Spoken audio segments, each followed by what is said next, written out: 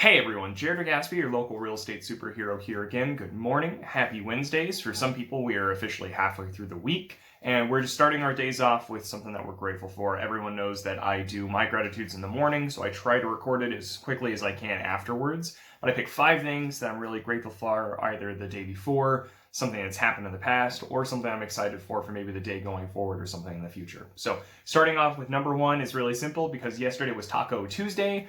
And I realized, because my wife made the comment to whenever they said if we wanted any hot sauce, she said whatever's hottest. And so they actually, and what I put down is taco sauces that we like coming in extra hot, because she said whatever's hottest, and apparently they have the ability to make it hotter than it is. So that's awesome. So that's something small that just made me like, I dropped everything whenever I realized that it had written extra spicy on there because I was wondering why it tasted so good. So really excited about that, saving some of it too. So that's number 1. Number 2, I put clients trusting me with their emotions.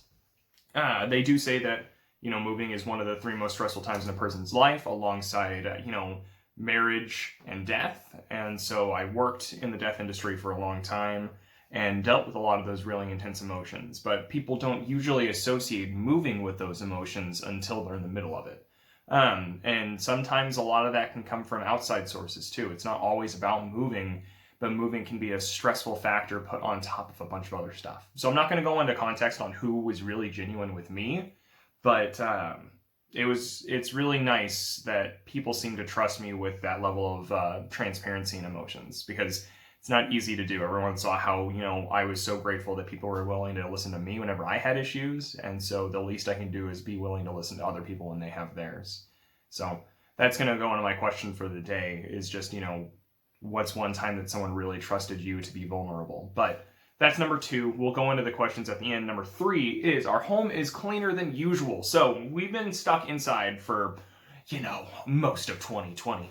And so the home's gone through a lot of fluctuating moments of just being really clean and being not that clean, and then being like really organized and tidy and being real cluttered and not that great. All in all, we're expecting company this month from people, friends who are able to come over, and we're expecting, we had those plumbing issues that we're trying to get situated. So, plumbers going in and out. So we've kind of been forced to almost keep our home a little bit more clean and organized, which usually it's one or the other.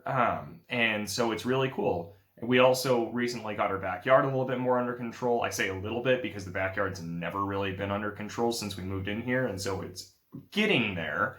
And so between everything, between me making our guest room an office, between all of the people that are coming and going throughout the month, our house looks really nice, or at least nicer than usual. I wouldn't say it's even super clean. It's not even super organized. It's just both. And so, it could be better. And that's the other cool thing, is that it's probably going to be better by the end of the month. So that's number 3. That's really cool. It's a really small thing, but a clean area makes my mind less staticky. So number 4, I'm not going to go into. I made comments that, if it's something that's I want to keep under wraps, whether it be for a business issue or circumstance, or whether it be something that's really someone else's situation that I'm not comfortable sharing, I'm not super comfortable sharing.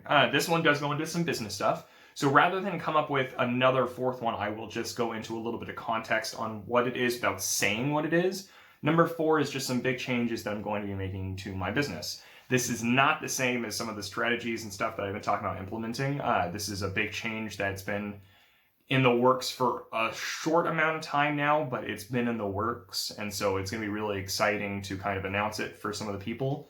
And yeah, I'm really excited to be able to do that. So that's number 4. Haha, that's called foreshadowing. Number 5 is my Zoom interview is going to be airing on Friday. And so this is kind of a twofer. So if you don't want to count number 4, count number 5 as 2, because number 5 is essentially, I've been going through hell and just going and trying to get my Zoom interview edited. I don't hyper edit these because they're very raw, they're very emotional, they're very me. But people did see things like with my suicide awareness push-up challenge, where I would edit the speed, I would put in animations, things like that. People have seen some of my other videos where, I have animations going and displays, yada, yada, yada. This isn't even that hyper-focused. It's just, it was a Zoom interview, so there's a lot of static, there's a lot of background noise, and so I wanted to edit the audio a lot. There was also, it's just a static film for about 40 minutes because it's a big interview. And so it took a lot of editing, but that also meant that it was a big file. And so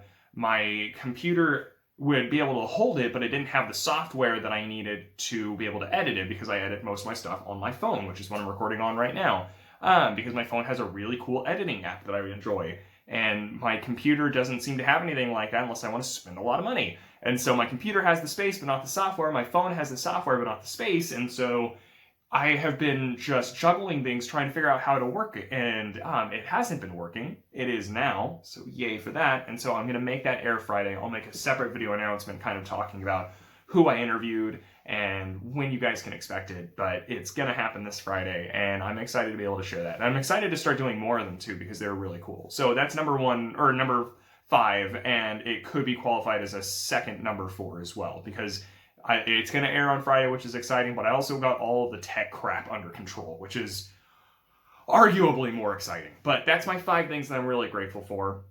I will let you guys know what number 4 officially is whenever it's allowed to be announced. And other than that, my question for you guys goes into, again, the idea of what's a situation where someone really trusted you with their emotions and trusted you to let them be vulnerable? And how did you respond to that? How did you respond to those people opening up to you and just being themselves? And I'd love to hear the circumstances. You don't have to go into detail on who they were or what exactly the situation was. This is more for me wanting to get an idea of how it affected you, and if you're really grateful for it, or if it's something that you're not really super accustomed to, because some people don't really react well to having that much, of other people's weight on their shoulders, which I understand. Not everyone enjoys doing that. So that almost gets into a completely different topic, but I want to know, what's a situation where someone really opened up to you and really, really trusted you with who they are at their core? So let me know. Thank you guys so much for watching. I will talk to you guys later, and I will see you tomorrow. Thanks so much. Bye.